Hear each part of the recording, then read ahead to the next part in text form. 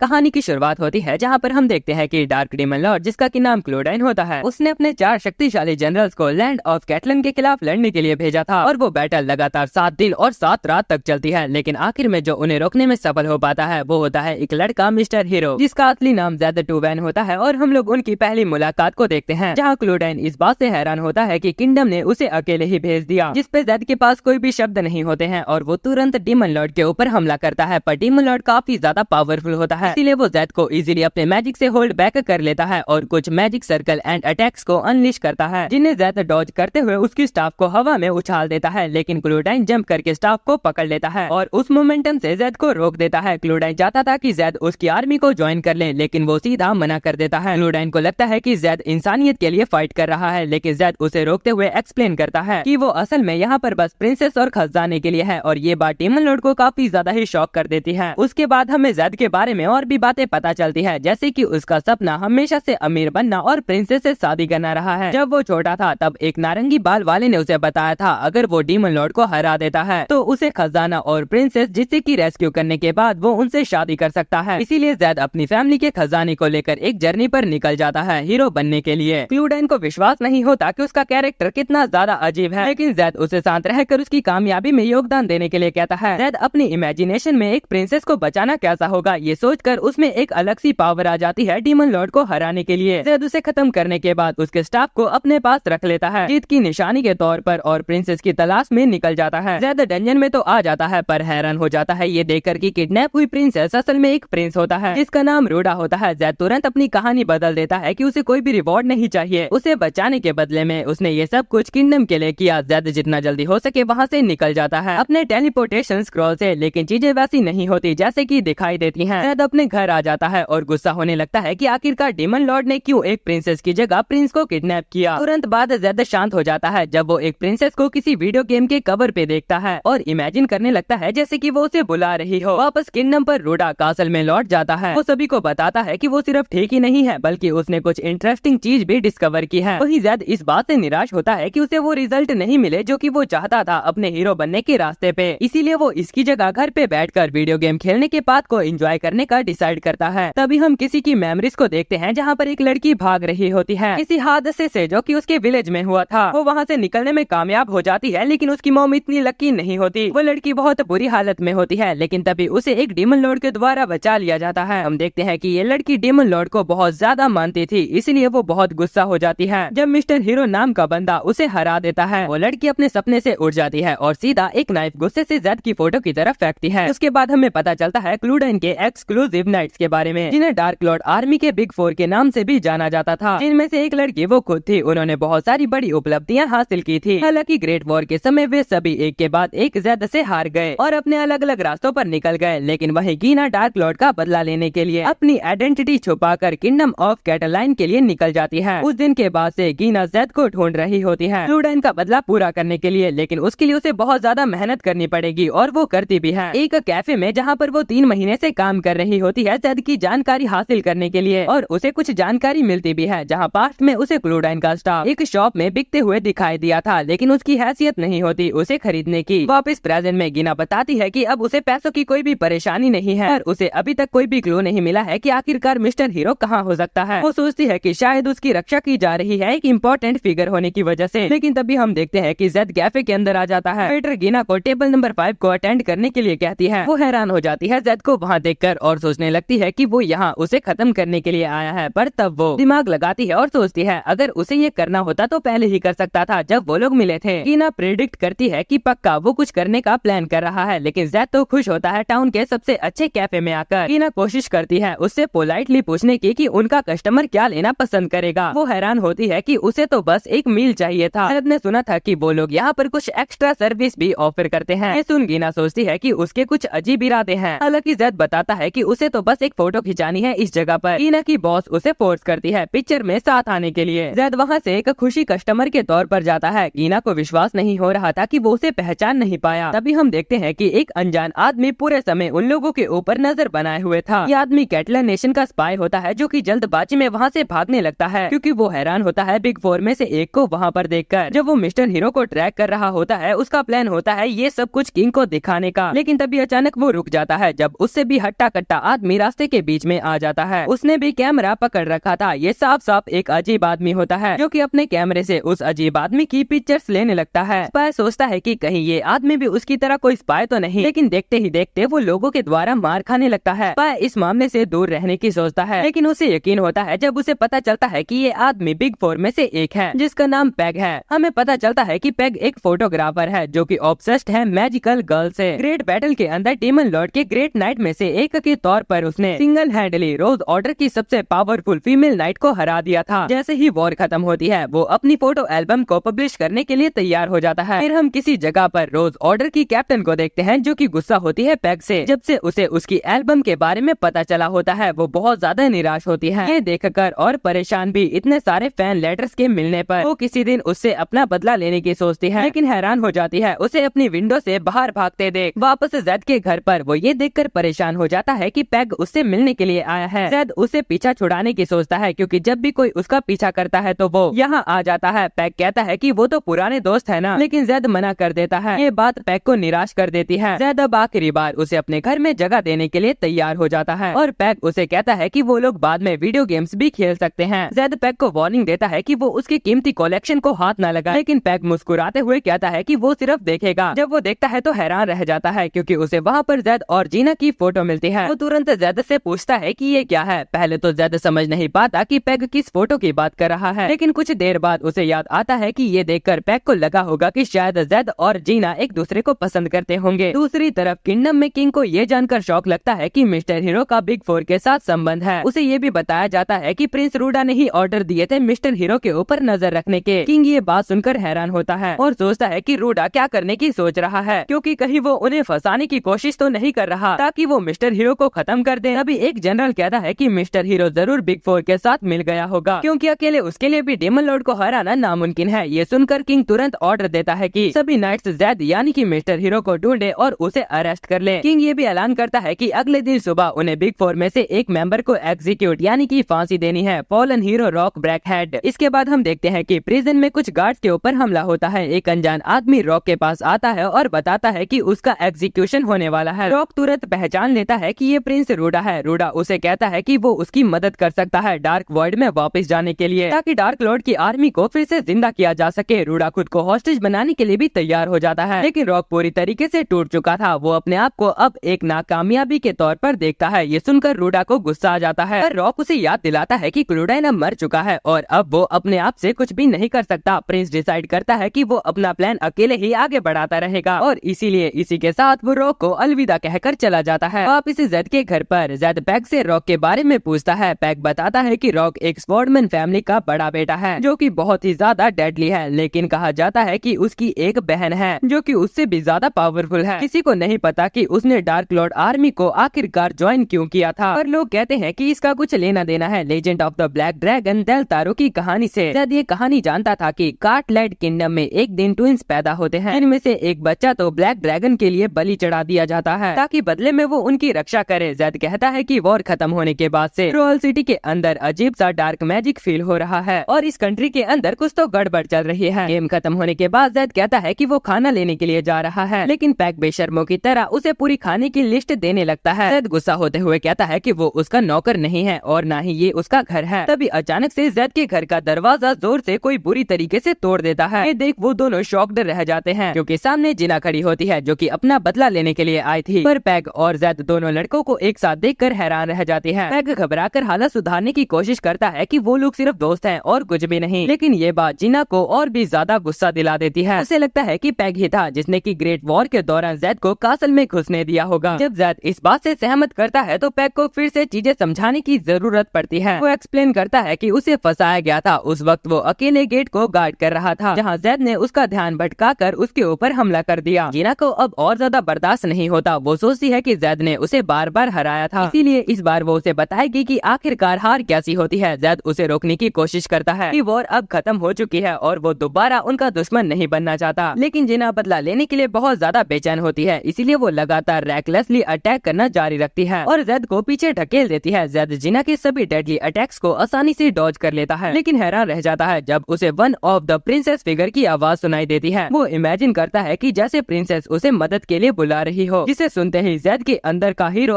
अचानक से जाग जाता है। जीना जैद की इस अल्ट्रा स्पीड को देखकर चौंक जाती है। जैद बताता है कि दूसरों की चीजों को बिना इजाजत के छूना बुरी बात होती है। वो उसके वेपन को दोबारा उसके पास वापस फेंक देता है, जिसे फील करने के बाद जीना तुरंत ही उसकी ताकत का एहसास कर लेती है। इसलिए जीना पहले थोड़ा सा फासला बनाती है ताकि वो दोबारा हमला कर सके, लेकिन जैद भी अपने आप को तैयार कर लेता है। हालांकि हैरानी की बात ये थी कि जैद ने सिर्फ अपनी उंगली एक बार मूव करके जीना के सारे वेपन्स को एक के बाद एक डिस्ट्रॉय कर दिया था। जैद की ओवरवेलमिंग पावर के बावजूद भी जीना फाइट जारी रखने का फैसला करती है, लेकिन जल्द ही उसकी इंस्टेंट स्ट्रेंथ के सामने हम्बल्ड हो जाती है और उसे समझ आ जाता है कि हीरो की असली ताकत किस लेवल की है।